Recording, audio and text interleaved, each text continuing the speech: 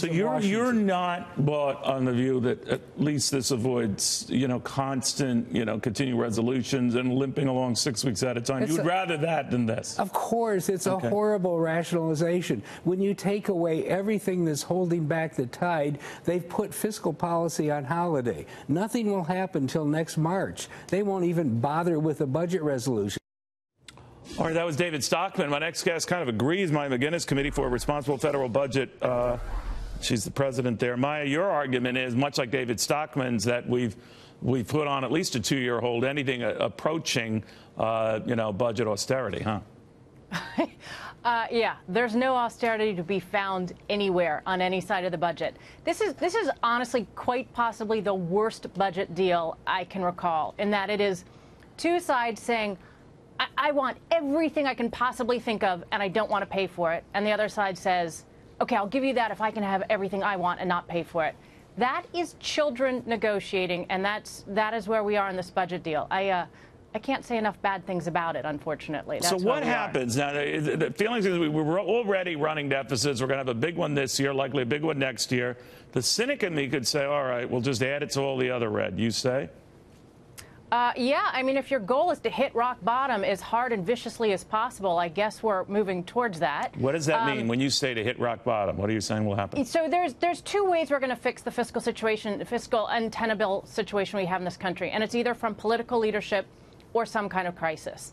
And the leadership that we've been waiting for year after year clearly is nowhere to be found right now. There are very, very few lawmakers who are even putting up any barriers towards the sort of unstoppable spending and borrowing spree that we're on. And so that means that we're going to have a structurally unsound economy. If you borrow and you put trillion-dollar deficits into the economy when the economy is doing well, what happens when the economy turns down? What happens when there's ripples of questions about other countries continuing to lend to us? We are so vulnerable, and it seems like we're intent on finding out what the fiscal reckoning will feel like when we had plenty of time to get out ahead of this problem and fix it. I have another thing. I always worry about weird things like these exotic investments that supposedly can shield you from market madness. They never do.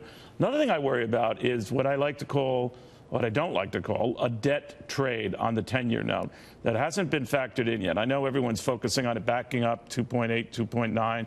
I think it's going to go significantly higher than that, not only based on improving economic fundamentals, which would generally be a good news, but to your point, financing all of this debt. We're going to have to, print a lot more Treasury notes and bonds to do that. And I think it's a little simplistic on my part, but all that added supply with questionable demand is going to back up rates beyond what would normally be the case. I just don't know how far they're going to back up. What about you? I have no idea how far they're going to back up. I know what I don't want us to be, and what we are is structurally dependent on all that borrowing. So that when rates go up, whether it's a small amount or even worse, a large amount in terms of the debt burden, our interest costs will go up massively. Right now, interest payments on the debt are probably going to be the fastest growing part of the budget.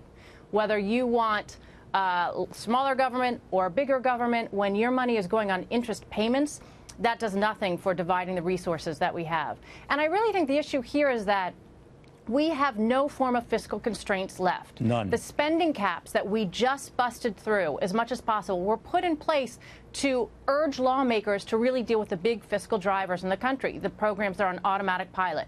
Instead of pushing them to make some smart choices on the big programs we're ignoring, Social Security, Medicare, Medicaid, they said, let's just make those caps go away. And now that they're gone, they probably won't come back. Not only does that mean we're going to have trillion-dollar deficits probably next year, it's likely we'll have $2 trillion deficits before the decade is out. And that means the kind of budget that President Trump put out last year is completely at odds with what we're about to see. He's going to put out a new budget on Monday. I can't imagine what's going to be in there. But in all likelihood, they're not even going to pass a budget this year. They're just throwing up their hands and saying, we're done governing. We're done trying to care about fiscal issues. We're done making hard choices. And that is going to have a really strong price, certainly on the economy at some point, and certainly in the longer term. Yeah, I do worry about it. Both parties have decided, in the hope of just keeping government doors open for a couple of years, they've invited a whole bunch of messes in the process. And it's a huge price to pay just to keep the government open. It's going to cost us hundreds of billions of dollars just not to shut the government down. Yeah. That's not functioning. If that's your goal, you might rethink it. Maya, thank you very, very much.